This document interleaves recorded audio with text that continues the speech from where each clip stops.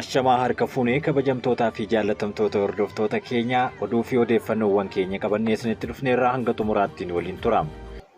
Dr. Saamsoon Mokonnon Daayirektara Ol'aanaa Abbaa Taayitaa Miidiyaalee Itoophiyaa ta'uun muudaman. Manni maree bakka bu'oota uummataa yaa'ii har'a geggeesseen Dr. Saamsoon Mokonnon bakka obbo Muhammad Indiris Daayirektara Ol'aanaa Abbaa Taayitaa Miidiyaalee Itoophiyaa gochuun muuduun isaanii raggaasiseera.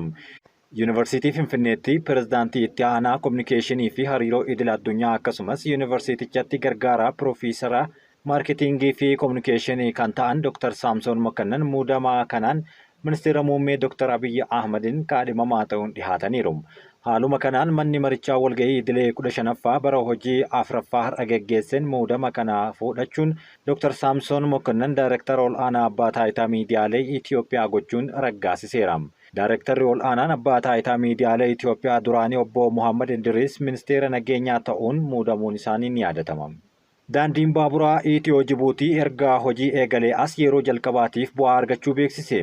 Dhaabbatichi daandii baaburaa Itiyoo Jibuutii erga hojii jalqabee as yeroo jalqabaatiif kurmaana dhumaa bara 2024tti bu'aa argachuu isaa hojii geggeessaan dhaabbatichaa Taakkalaa Uumaa beeksisan. Hojii geggeessaan dhaabbatichaa kana kan jedhan madaalli raawwii hojii daandii baaburaa Itiyoo Jibuutii kan bara 2024 ammajjii 14 bara 2025 geggeesse hordofeeti. Bu'aan argame kun karoora tarsiimoo waggoota 3 dhufaniif dhaabbatichaa gara bu'aa argamsiisuutti jijjiiruuf qabannee bu'uura kan ta'edha jechuun Taakkalaa Uumaa fuula miidiyaa hawaasaa isaanii irratti ibsaniiru. Bu'uura bu'aa qabeessummaa cimaa amma kaa'ameen gara fuulduraatti gara milkaa'ina caaluutti imaluudhaaf adeemsa gaarii irra jirra jechuunis kaasan. Bu'aan kun kan argame obbo Taakkalaan waggoota 3 keessatti dhaabbaticha gara dhaabbata bu'aa argamsiisutti jijjiiruuf waadaa erga galanii ji'a 5 booddeedha jedhan. Obbo Taakkalaan itti dabaluunis dhaabbaticha bu'aa qabeessa taasisuuf karoorri tarsiimoo waggoota 3 fi hojimaanni haaraan qophaa'eera jedhan. Hagayya bara 2024 keessa Taakkalaan dhaabbatichi baabura fe'umsaa 32 keessaa 15 qofti hojiirra kan jiran ta'uu eeruun haala yeroo daandii baaburaa kanarratti yaaddoo qaban ibsaniiru. Hanqinni kunis hamma fe'umsaa waggaatti dhaabbatichaa haalaan hir'iseera jechuun kaasan. Hammi fe'umsa keenyaa waggaatti toonii miiliyoona 6.3 ta'uu qaba kan jedhan garuu yeroo ammaa waggaatti toonii miiliyoona 2.4 qofa hojjechaa jirra jechuunis hojii geggeessaan dhaabbatichaa kun dubbataniiru. Kunis hamma fe'umsaa guutuu isaa keessaa 38 qofa kan milkeesse ta'us eeraniiru. Kiiloomeetira 750 ol dheeratuu fi Finfinnee buufata doonii Jibuutii waliin kan wal qunnamsiisu pirojektiin daandii baaburaa kun walta'iinsa Itiyoo Jibuutii fi Chaayinaatiin kan ijaaramedha. Investimentii waliigalaa doolaara biiliyoona 4 kan xumure yommuu ta'u pirojektiin adda durummaadhaan kan deeggare baankii Chaayinaa Exim jedhamuunidha. Baankichi maallaqa waliigalaa keessaa 70% bifa liqiitiin kan dhiyeesse yommuu ta'u 30% ammoo mootummaa Itoophiyaa fi Jibuutiin kan uwwifamudha. Dhaabbanni ijaarsa baaburaa Chaayinaa CRCC hojii daandii baaburaa kun bara 2018 eegalame irraa kaasee hanga caamsaa 2024tti hoogganaa kan ture yommuu ta'u amma itti gaafatamummaa hooggansa mootummaa Itoophiyaa fi Jibuutiif dabarseera. Fulbaana bara 2024tti daandiin baaburaa Itiyoo Jibuutii hojii loowwan baaburaan geejjibsiisuu jalqabuu isaa beeksisuun ni yaadatama.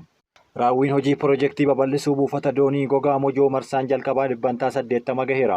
Raawwiin hojii pirojektii babal'isuu buufata doonii gogaa Mojoo marsaan jalqabaa 80 gahuu hojii geggeessaan pirojektichaa Injiinar Dassaalingee ta'uun beeksisan. Buufata doonii gogaa Mojoo gara buufata loojistiksii hunda galeessaatti jijjiiruun daldala alergii fi alaa galchii si'ataa mijeessuuf hojiin ijaarsaa hunda babal'isuu eegalamuun ni yaadatama. Ogeeyyiin miidiyaalee garaagaraa irraa walitti baafaman raawwii hojii babal'ina pirojektii buufataalee doonii gogaa Mojoo marsaan jalqabaa maal irraa akka jiru daawwataniin hojiin raawwachiisaan pirojektichaa Injiinar Dassaalingee ta'uun pirojektii babal'ina buufata doonii gogaa Mojoo saffisaan hojjetamaa jiraachuu agarsiisaniiru.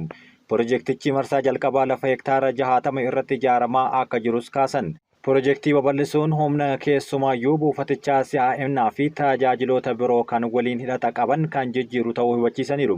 Dabalataan koriidarii daldala Itiyoo Jibuutii ilaalcha keessa galchuunii fi humna diinagdee biyyattii baachuu akka baatuu fi kan yaadamedha jechuun dubbataniiru.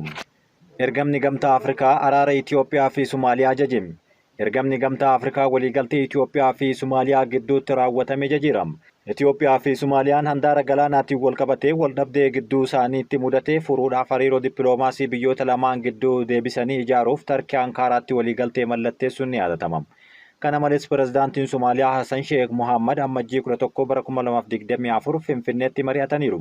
Komishinii Gamtaa Afrikaa Somaaliyaatti dura taa'aa kan ta'an Ambaasaadder Mohammad El Amin Yusuf ibsa baaseen waliigalteen kun hariiroo gamlamee keessatti milkaa'inaan murteessaadha jechuun waliigaltee Ankaaraa hojiitti hiikuuf tarkaanfiin murteessaadha jedhan. Ambaasadderichi hariiroo dippiloomaasii biyyoota lamaanii cimsuu, tumsa nageenyaa cimsuu fi hariiroo diinagdee ijaaruun nageenya biyyoota lamaan gidduu jajjabeessuun nageenya naannoo tasgabbii fi badhaadhina walootiif barbaachisaa akka ta'e eeraniiru. Ergamni Gamtaa Afrikaa Somaaliyaatti geggeessuu yaalii nageenyaa Somaaliyaa taasisuu fi hariiroo naannoo utubuuf kutannoo akka qabu eeruun fedhii uummata Somaaliyaa fi uummata Gamtaa Afrikaa kan ardii nageenya qabduu fi badhaate ijaaruuf kutannoodhaan hojjetu tumsuu ibseera. Biyyoonni lameen ibsa ammajjii 11 bara 2025 baasaniin karaa qoonsilaa biyyoota lamaaniitiin hariiroo gidduu isaanii jiru deebisanii ijaaruuf waliigaluu isaanii ibsaniiru. Dantaa waloo dhugoomsuun dhimma waloo irratti tumsa akka hojjetanis eeraniiru. Ibsichi rakkoo nageenyaa jiru xiinxaleera, rakkoon nageenyaa naannicha keessa jiru tumsa cimaa biyyoota lamaanii barbaadas jedhaniiru. Biyyoonni lamaan waldhabdee sababa waliigaltee handaara galaana Itoophiyaa fi Somaalilaand gidduutti mallattaa'ee hordofee waggaa tokkoof gidduu isaanii kan ture furuuf waliigaltee Tarkii Ankaaraatti mallatteessan hordofeeti. Akkaataa waliigaltee kanaatiin Itoophiyaan qarqara galaanaa handaara galaana Diimaa kan argattu yommuu ta'u Somaalilaandiif beekamtii ni kenniti. Waliigalteen kun Somaaliyaa mufachiisuu hordofee Itoophiyaa waliin waldhabdee hamaa keessa galtee turteerti. Waldhabdee ture hordofuun ministeerri dhimma alaa Somaaliyaa dippiloomaasiin Itoophiyaa sa'aatii 72 keessatti biyya akka gadhiisu onkololeessa bara 2024 keessa ajaja dabarsee ture. Haa ta'u malee waliigalteen Ankaaratti giddugalummaa pirezidaantii Tarkii Rasiib Tayyip Erdogaaniin rakkoo jiru furuudhaaf geggeessitoota biyyoota lamaanii mariisisuun waliigalteen akka mallatteessan gargaareera. Oduu biyya alaatiin waraanni Naayijeeriyaa haleellaa qilleensaan dogongoraan namoota nagahaa ajjeesuun himame. Humni waraanaa Naayijeeriyaa shororkeessitoota rukutuuf haleellaa qilleensaa geggeesseen dogoggoraan lammiilee 15 ajjeeseera. Haleellaan kun kan geggeeffame bulchiinsa lixaa Zamfaaraa keessatti kan ta'u yommuu ta'u, namoonni nagahaa kan ajjeefaman shororkeessitoota saamicha geggeessan osoo ofirraa ittisanidha jedhaniiru. Jiraattonni bakka haleellaan kun itti geggeeffame miidiyaa biyyattiitti akka himanitti shororkeessitoonni kunniin kan hidhatan namoota butuun maallaqa gaafachuuf yeroo jedhanitti haleellaa humni qilleensaa Naayijeeriyaa raawwateen namoonni nagahaa 15 achumatti du'aniiru jedhan. Humni qilleensaa Naayijeeriyaa ibsa baaseen namoonni kunniin uummata hiriirsanii irratti haleellaa laalessaa fudhateera jechuun gabaasa namoonni nagahaa du'aniiru jedhu qorataa akka jiru beeksiseera. Opereeshiniin geggeeffame namoota kana hedduu ajjeese yommuu ta'u, namoonni butaman muraasnis akka gadi lakkifaman taasiseera. Yeroo opereeshiniin geggeeffamu namoonni nagahaan ajjeefamaniiru gabaasni jedhu humni qilleensa Naayijeeriyaa xiyyeeffannoo guddaan ilaala jechuun qorannoo qindaa'aa akka geggeessu beeksiseera. Naayijeeriyaatti humni waraanaa biyyattii dogoggoraan namoota hedduu ajjeesuun kun kan jalqabaa miti. Waggaa darbee muddee 25 bara 2024 haleellaa qilleensarraan humni waraanaa biyyattii fudhateen namoonni 10 nagahaa ajjeefamaniiru. Bara 2023 ammoo haleellaa qilleensaa geggeeffameen namoonni nagahaa 85 ajjeefamuun himameera. Bara 2017 haleellaa bakka namoonni hedduu itti walitti qabamanitti geggeeffameen namoonni nagahaa 112 ajjeefamuun ni yaadatama. Moozaambiik keessatti paarlamaan haaraan pirezidaantii haaraa sirna harbuu raawwachiiseera. Moozaambiikitti paarlamaan haaraan wiixata kaleessaa pirezidaantii haaraa sirna kakuu kan raawwachiise yommuu ta'u, hoogganaan paartii mormituu kan filannichi waliin dhahameera jechaa ture immoo mormiin hojii dhaabuu akka taasifamuuf waamicha dhiheesseera. Moozaambiikitti filannoo gaafa onkololeessa 9 bara 2024 taasifame hordofee kaadhimamaan paartii biyya bulchuu Daani'eel Chaapoo pirezidaantummaa mo'achuuf isa komishiniin filannoo beeksisuu isaa hordofee biyyattii keessatti gama paartii mormituun filannichi waliin dhahameera jechuun jeequmsi ka'ee lubbuun namoota 200 olii erga galaafatee booda wiixata kaleessaa paarlaamaa haaraa fi pirezidaantiin haaraan sirna mootummaa haaraa hojii jalqabsiisuu taasisaniiru. Sirna kakuu raawwannaa pirezidaantii haaraa fi hojii jalqabuu paarlaamaa haaraa wiixata kaleessaa irratti paartileen siyaasaa xixiqqoon lama kan filannichaa bakka bu'oota filmisiisaa turan irratti argamuu dhiisuun yommuu ta'u, pirezidaantiin haaraan Daani'eel Chaapoo ammoo tasgabbii fi tokkummaa waamicha dhiheessaniiru. Hoogganaan paartii mormituu kan Moozaambiik keessatti keessumaa dargaggoota biratti fudhatama qabu Veenaansiyoo Manseelee kan jedhamu immoo guyyoota sanbataa darban kanatti wiixataa hanga jimaataatti uummanni mormii hojii dhaabuu akka taasisu waamicha dhiheesseera. Galma paarlaamaa Moozaambikitti humna waraanaa fi poolisii marsee eegaa kan jiru yommuu ta'u magaalaan guddittiin biyyattii yeroo guyyaa kaleessaa ganama tasgabbiin ooltus har'a garuu karaan cufamee ooleera. Sirna kakuu pirezidaantii haaraa kaleessaa irratti pirezidaantiin aangoo dabarsee Filiippee Niyuusii fi pirezidaantiin haaraan Daani'eel Chaapoo paartii biyyattii waggaa 50 bulche irraa kan teessoo paarlaamaa 171 mo'ate irraa argamu. Akkasumas paartiin Podemos kan teessoo paarlaamaa 43 argateetu sirna kanarratti argameera.